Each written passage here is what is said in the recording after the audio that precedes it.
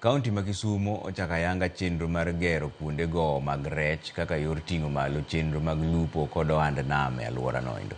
Gavana Nyang'o oyango ni dho wedhe go moting'o Kichinjio e Kisumu Central, Nanga e Seme, Rota e Kisumu West, Koguta e Nyakach kod Nyamware e Kadibo biro jiwo yore chwalo rech e chiro kendo ber arita mar jolupo kod ting'o malo ohala ne johand rech e kaunti nendo. E wi mano, okoni tend kaunti ma Kisumu dhi gero kambi rech e alwora no kod gero apaya kilomita 46 manyasani e alwora mar dho nam kaka yor ting'o malo chenro mag lupo, weche limbe kod ohala.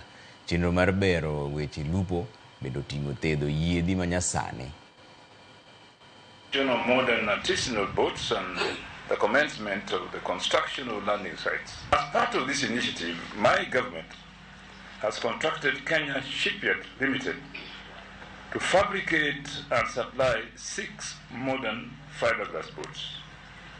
5 of these boats will be distributed to fisher folk across the 5 sub-counties of Kisumu.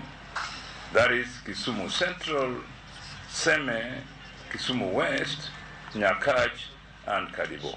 Each one of these modern boats, fitted with 25 to 40 horsepower engines, are fully equipped with cooler boxes for storage of fish up to 500 kilograms.